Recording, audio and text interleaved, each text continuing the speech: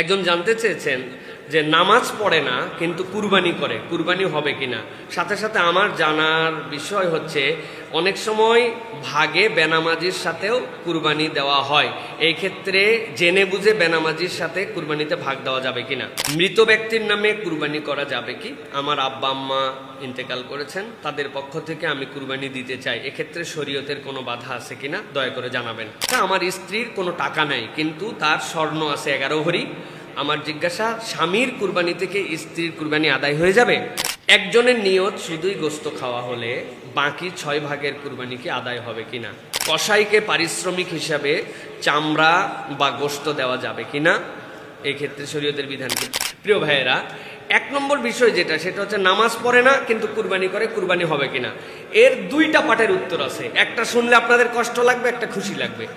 খুশিটা হচ্ছে যে কুরবানির স্বতন্ত্র একটা ইবাদত, সুতরাং সালাত স্বতন্ত্র একটা ইবাদত। আপনি সালাত পড়েন না, সালাত আদায় করেন, তার জন্য গুনাহ হবে। কুরবানিও করেন না, তার জন্য গুনাহ হবে। এখন কুরবানি করে ফেলছেন, আল্লাহ রাব্বুল আলামিন এই কুরবানি আদায়কারী হিসেবে আপনার কুরবানি আল্লাহ কবুল করে নিতে পারেন। এটা হচ্ছে একটা বিষয়। কিন্তু দুঃখের জায়গা হচ্ছে কুরআনুল কারীমের সূরা মায়েদার 27 নম্বর আয়াত আপনারা পড়ে দেখবেন, সেখানে আল্লাহ আয়াতের শেষের অংশে বলেছেন, ইন্নামা ইয়াতাকাব্বালুল্লাহু মিনাল মুত্তাকিন, আল্লাহ কবুল করেন কুরবানিটুকু কেবলমাত্র মুত্তাকি যারা, তাদের পক্ষ থেকে। এখন আপনার কাছে জিজ্ঞাসা, যেই বেটা সালাত আদায় করে না, এটা পাক্কা মুত্তাকি, তাই তো না ভাই? মুত্তাকি না? তাহলে আপনি কেমনে ভাবলেন যে আপনি সালাত আদায় করবেন না, আপনি কুরবানি দিবেন? আরো একটা বিষয় আছে, ইন্না সালাতি ওয়া নুসুকি ওয়া মাহইয়ায়া ওয়া মামাতি, আল্লাহ সিরিয়াল করছেন, আগে সালাত, আল্লাহ আমার সালাত আপনার জন্য, তারপরে নুসুক। তা আপনি কুরবানি করতেছেন, আপনি সালাত আদায় করতেছেন না। সুতরাং বলবো, আল্লাহ কবুল করার মালিক, তবে বেনামাজি আপনি, এটা বড় আয়েব আপনার জন্য। আপনি যেহেতু আল্লাহর জন্য কুরবানি দিচ্ছেন, অর্থাৎ সালাতে আপনাকে আসতে হবে। তবে আপনি যদি মনে করেন যে কুরবানি দিয়ে গেলাম, সালাত না পড়লেও হয়, তাহলে আপনার কুরবানি কবুল না হওয়ার সম্ভাবনাই 99%। আল্লাহ যেন আমাদেরকে বোঝার তৌফিক দান করেন। প্রিয় ভাইরা, যদি কেউ তার মৃত ব্যক্তিদের পক্ষ থেকে কুরবানি দিতে চান, শরীয়তে এটার ক্ষেত্রে কোনো বাধা নাই, নিষেধ নাই। যদি কেউ দেন, যে কোনো মৃত মানুষের পক্ষ থেকে কুরবানি দেন, তাহলে এটা নফল হিসাবে তিনি এর সওয়াব পাবেন ইনশাআল্লাহ। তবে মনে রাখতে হবে, অনেক সময় অনেকে ওসিয়ত করে যান যে তার একটা সম্পদের পার্ট আছে, এই সম্পদের পার্ট দিয়ে আমার যতদিন পর্যন্ত থাকবে তুমি আমার জন্য এটার কুরবানি করবে, এরকম ওসিয়ত করে যাওয়ারও বৈধতা আছে। সেটা যদি তিনি স্পেসিফিক সম্পদ আলাদা করে দিয়ে যান ভিন্ন, নচেত তিনি যদি ওসিয়ত করে যান যে আমার সন্তানদের প্রতি ওসিয়ত করলাম প্রত্যেক বছর কুরবানির জন্য আমাকে কুরবানি করতে 1/3, 3-এর 1 ভাগ দিয়ে তার ওসিয়ত পূরণ করা সন্তানদের জন্য ওয়াজিব হবে, তখন কিন্তু উজুব।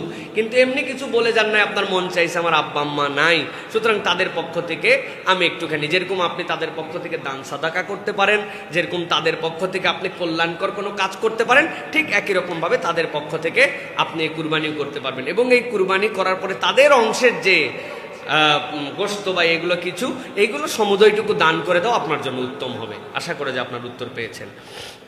স্বামীর কুরবানির দ্বারা স্ত্রীর কুরবানি আদায় হয় না, স্বামীর নামাজের দ্বারা স্ত্রীর নামাজ আদায় হয় না। স্বামী বিরাট অসুস্থ, স্ত্রীর নামাজ পড়ে দিচ্ছে, কাজ হবে তো?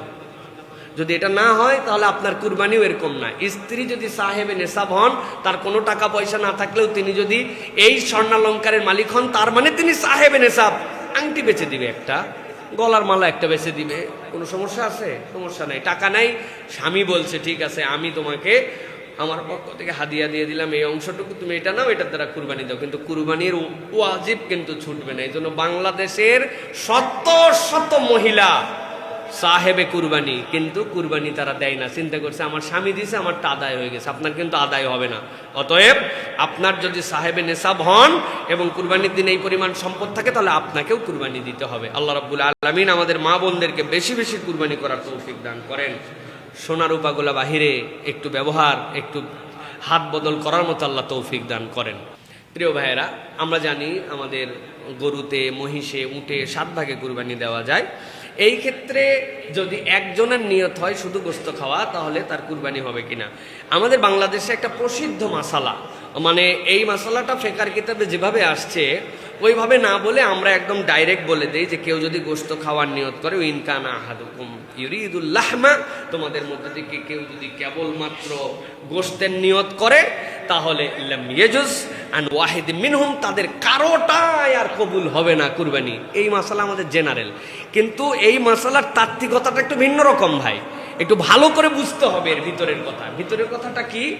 6 জন কুরবানি দিচ্ছে কি জন্য? আমরা আল্লাহর জন্য কুরবানি। আরেকজন বলছে ভাই আমার কুরবানি টুরবানি দেওয়ার দরকার নেই ভাই, তোদের ভাগ পড়তেছে না, আমার গরুর গোস্ত খাওয়া দরকার, একটা ভাগ দিস, গোস্ত আমি নিয়ে নিব।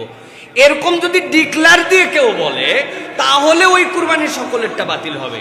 কিন্তু আভ্যন্তরীণ ভাবে মানসিক ভাবে তো সকলেরই টার্গেট থাকে যে আমি কি কুরবানিতে গরু গোস্ত কি ফালাই দিব নাকি, আমি তো খাবো। এই খাওয়া আর ওই খাওয়া আলাদা। ওই খাওয়ার নিয়ত যদি হয় তাহলে বাতিল হয়ে যাবে। আর দ্বিতীয় যেটা মনে রাখতে হবে, মানুষের অন্তরের দিকে খবর নেওয়ার দায়িত্ব আমাদের না, বাহ্যিকতার খবর হচ্ছে, বাহ্যিকতার উপর আপনার হুকুম হবে। ভাই কি জন্য আপনি কুরবানি দিচ্ছেন? আরে আল্লাহ, কুরবানি দিচ্ছি কি জন্য? আল্লাহর জন্য কুরবানি দিচ্ছি। সবাই কুরবানি দিচ্ছে, কুরবানির দিনে কুরবানি দিচ্ছি।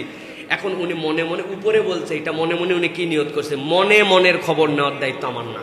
সুতরাং মনে মনে কেউ যদি ভিন্ন নিয়ত করে আমাদের সকলের কুরবানি হয়ে যাবে। কিন্তু জেনে বুঝে ভাই 6 ভাগ হয়েছে, আরেক ভাই তুই দিবি কিনা? কারণ আমার মতো কুরবানি ফরজ হয়েছিল না, তো ঠিক আছে গোস্ত তো কিনাই লাগে, দে গোস্ত খাওয়ার জন্য নিয়ে নিলাম।